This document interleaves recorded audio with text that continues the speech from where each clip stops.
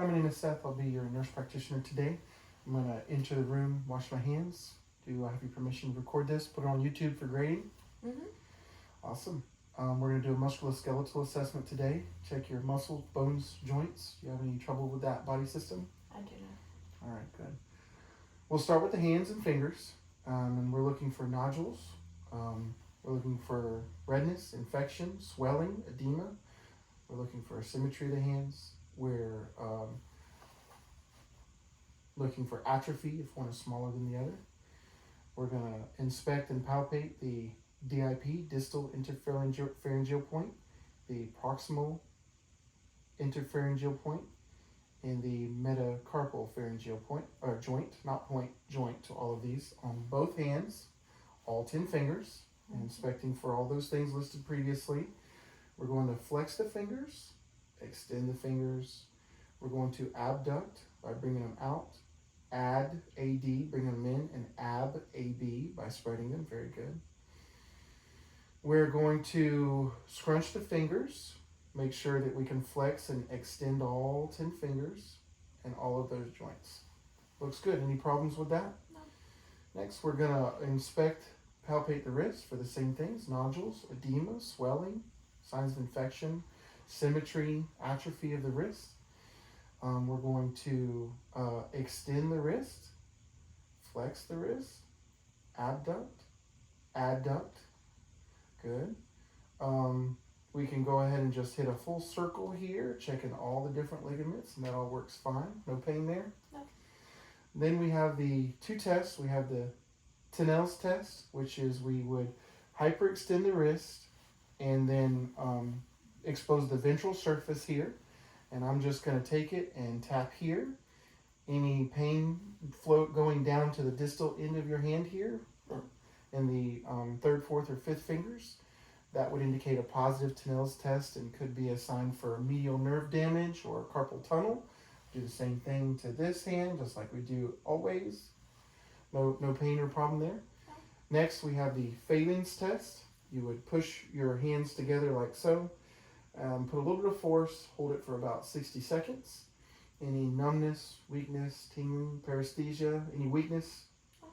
All right, and this can also indicate an issue with that medial nerve or possible carpal tunnel. So the hands, fingers, wrists all look fine. We're going to inspect and palpate down the ulnar surface of the forearm and ulnar bone here. We're going to inspect, palpate the olecranon process, which is the most proximal point of the ulnar bone, and it cups the humeral bone. It's an important joint and a site of a lot of problems for some people. It forms the elbow. We're going to inspect and palpate the lateral epicondyle and the medial epicondyle, which is on the inside here on both arms, lateral, medial, olecranon, ulnar surface. And we're looking for any soreness or tenderness on palpation. Do you have any? Good. The lateral epicondylitis is also known as tennis elbow from repeated stress or use of this joint, ligament, muscle, bone of the lateral epicondyle. And then medial epicondylitis is known as golfer's elbow.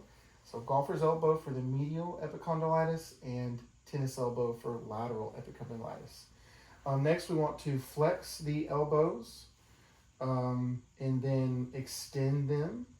Another test we want to do is hold your arms out like this, called I'm just checking my watch, make sure you can see. Back up just one here, perfect. Supination, and then flip them over for pronation, and do that a couple times. Any trouble with your elbow movement? This feels like it's in the wrist, but it's more of an elbow movement actually. So moving up from the elbows, they all seem fine. And then go ahead, perfect.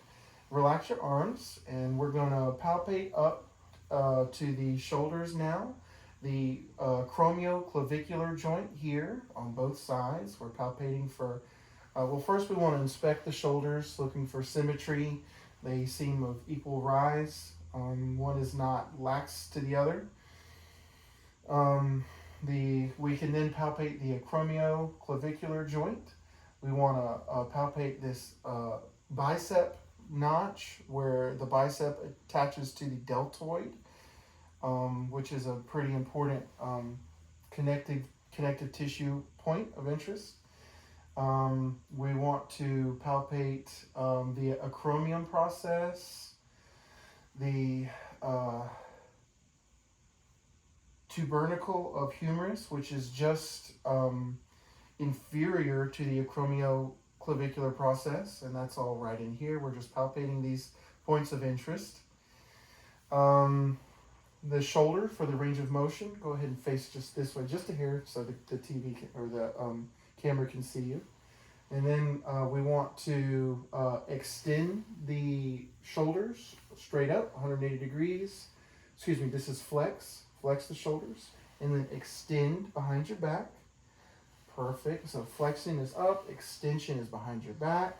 We want to abduct the shoulders, and then adduct with AD. Abduct is out here, AD is right here. Perfect. Any problems with those range of motions?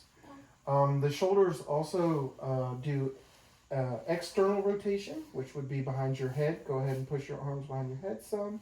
And then internal rotation behind your back. Very good. One specialty test for the shoulders to check for supraspinatus weakness and strength, and also potential rotator cuff tears. You're going to want to put your hands like this, and then I'm going to put a little bit of pressure here. Any pain, weakness? Good. And this is called the empty can test, and that checks for supraspinatus strength and rotator cuff. You can relax. I believe that's everything for the shoulders. Moving up, we're going to take a look at the neck. The deltoids, the sternocleidomastoid, the mastoid muscle, the rhombus. We're going to inspect interior and posteriorly of the patient, looking for symmetry of the shoulders. We're looking for a nice straight cervical spine here.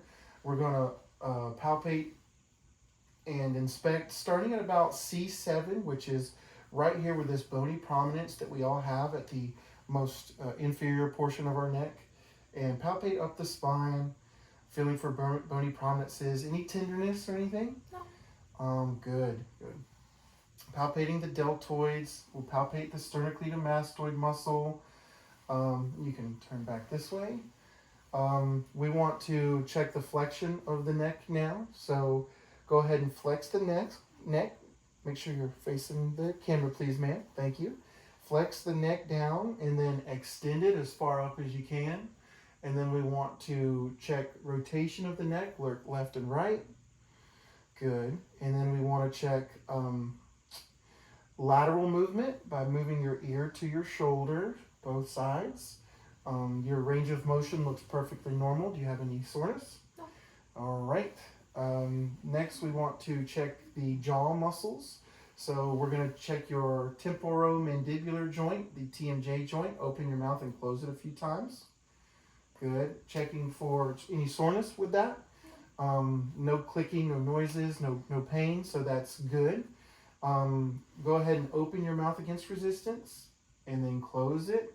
And that mastoid muscle checks out. We also want to check to make sure, normally you can fit about 3 fingers in your mouth like so. So open your mouth as big as you can and see if you can fit 3. Perfect. That's perfectly normal.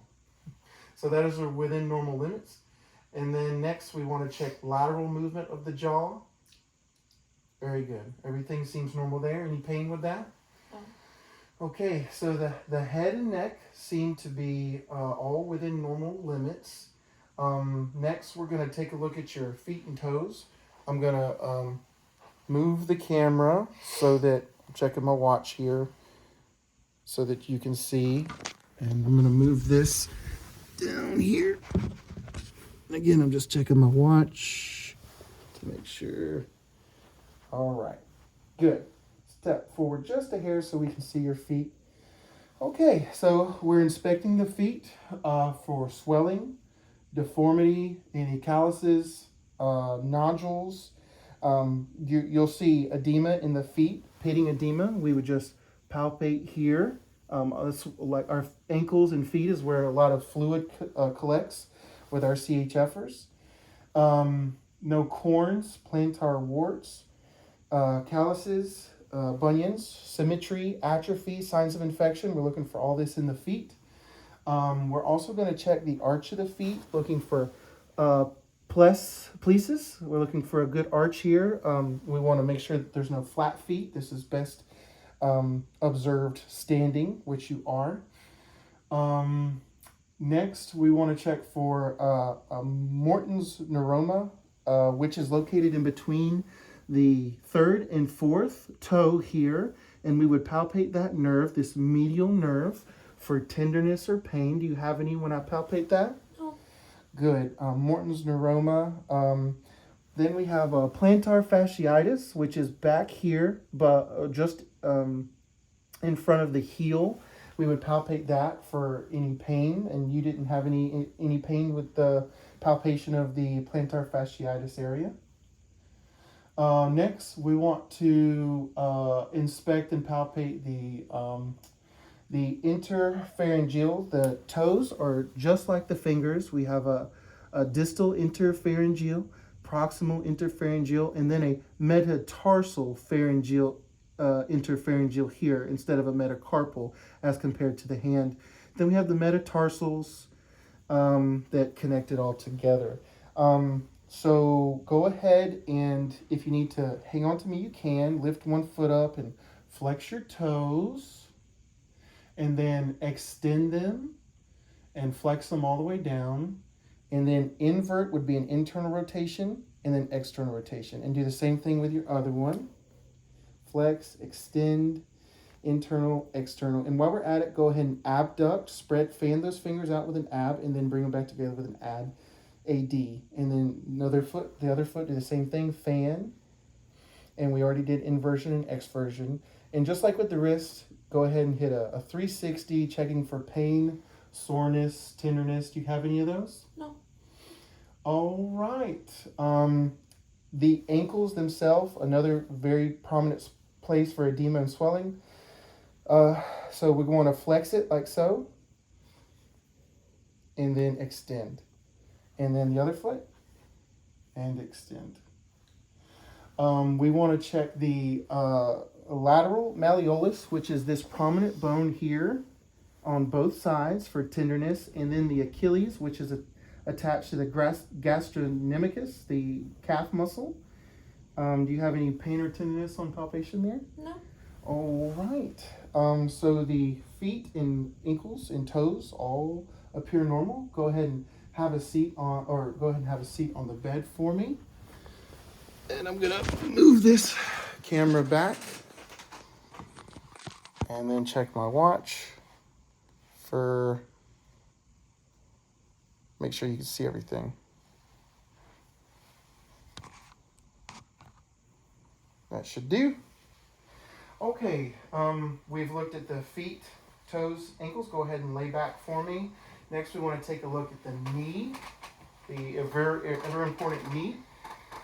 So, inspect and palpate the knee here, the patella, the suprapatellar pouch in the lateral spaces of the pouch, of the patella, and we're looking for edema, signs of infection, swelling, pain, tenderness. Good. We want to palpate the popliteal fossa back here, both patellas, supra, lateral, medial, and then the popliteal fossa, which is back here, posterior to the knee on the opposite side. For the knees, pretty simple. We're going to actively and passively flex. We're just going to flex the knee, extend it back. We want to also check for the leg here. We're looking at valgus and varus deformities, and we need to do a valgus and varus test. Valgus would be external deformity and varus would be internal. So to do the valgus test, you want to be at about 20 degrees. I'm going to put my hand on the proximal portion of the tibia, and then I'm just going to gently pull this leg out. We're going to keep it pushed that way. Do you have any pain? This is checking your medial, and then the varus test here goes inward. And this is checking the medial and lateral cruciate ligaments. And we would do the same thing for this leg. And this is varus internal, valgus external. Next, we're going to do the Lachman's test. And this is a very specialized test for ACL and PCL, anterior cruciate ligament and posterior cruciate ligament injury. So you're going to want to flex your knee right about here. Well, actually, I'm going to suspend the knee. Hold your leg up just like that. Put one hand on the distal portion of the femur and then one on the proximal of the tibia. And what we're doing is we're pushing it anteriorly and posteriorly, and we're checking for laxity, pain, any clicking, anything like that. Good, and we're going to do the same thing to this one, and we're just pushing, holding onto this leg, pushing and pulling. And that's the Lachman's test.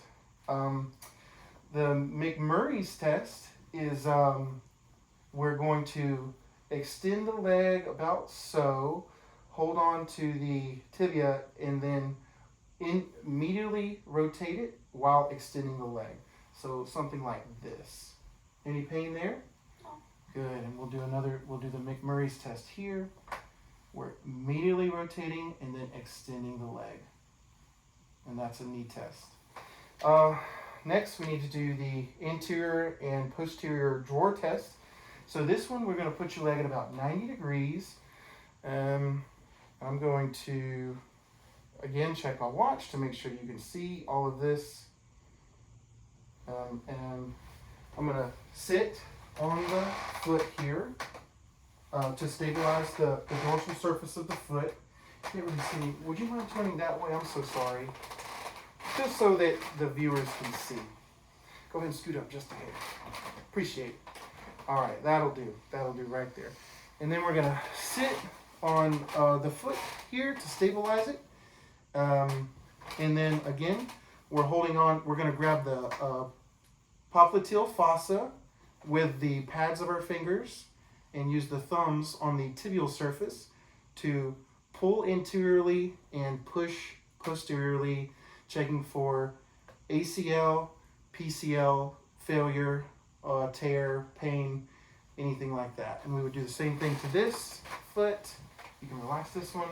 We'll sit on it to stabilize it. Popliteal fossa, interior, posterior, tugging of the knee there.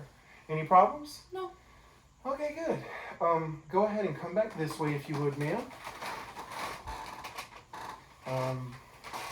I believe we did the McMurray's test. I believe that will do for the knee. Any pain or problems so far? No. So far, checks out. Next, we want to do some hip tests.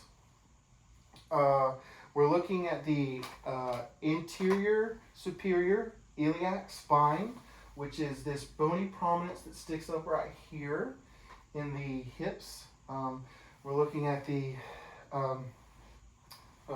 greater trochanter, which is the largest and most proximal point of the femur.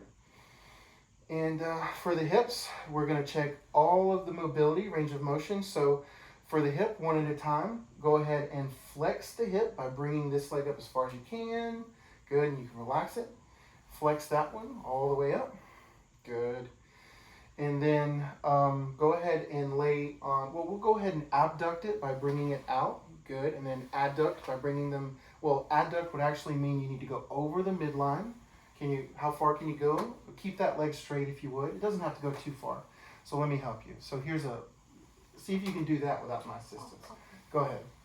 That's adducting, good. And let me see the other leg. Okay, good. while I have you here, we'll do a Thomas test. You're going to want to bring this knee up, keeping this leg flat as far up as you can. Flex the knee, and then grab it with your hands and just pull it as far as you can. Good. You don't want to see too much rise in this leg. That would indicate super iliac tightness. It would maybe some pelvic tightness. You can relax and do the same thing with this leg. That's the Thomas test. And a positive Thomas test would be this coming up off the bed, which yours did not.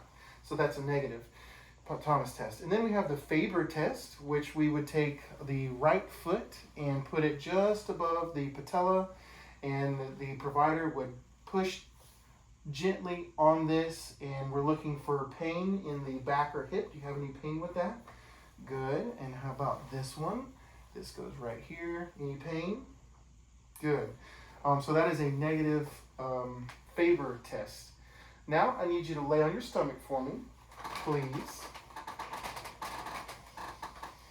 And we're going to, now that we've flexed the hips, we need to extend the hips. See if you can lift this leg up. Good. And do the other one.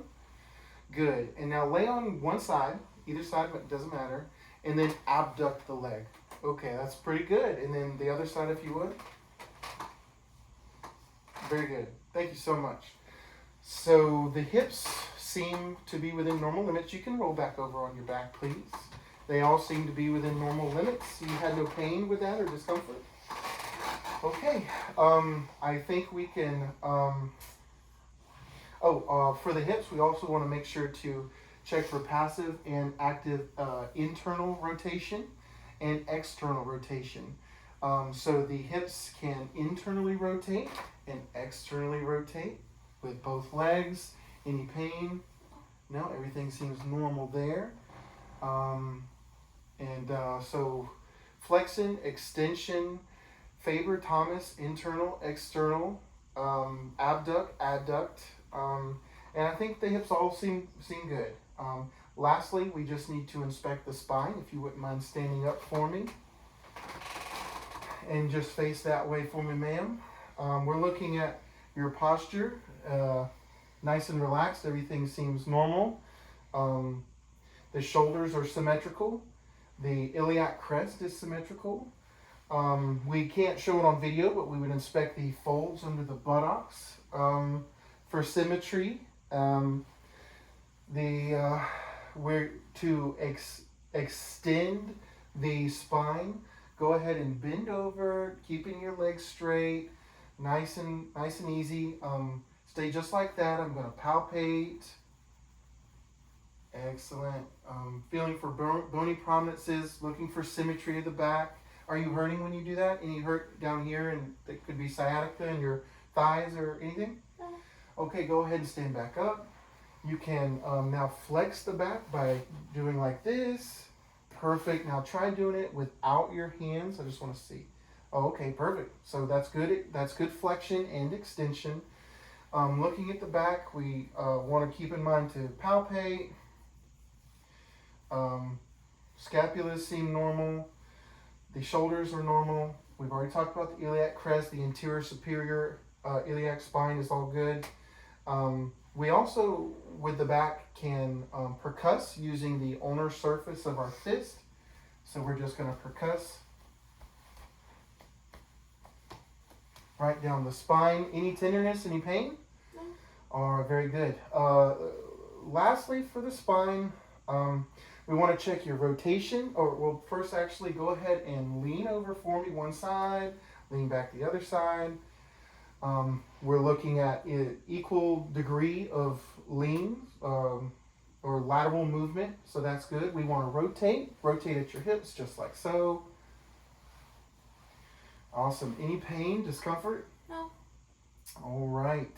I also want to mention, when we're inspecting the spine throughout this assessment and before the assessment, we're looking for scoliosis, which is a curvature of the spine, lordosis, which is the lumbar protruding anteriorly, lordosis, and then kyphosis, kyphosis is the anterior curvature of the upper spine, the cervical spine, and upper portion of the thoracic spine, causing this abnormal posture. And I'm not noting any of this. We would need to move the hair out of the way if we have to properly examine the cervical thoracic surfaces. Do you have any questions, ma'am? No. No pain during this examination? No. All right. Well, I think that concludes it. Thank you so much for your time. Thank you. Just,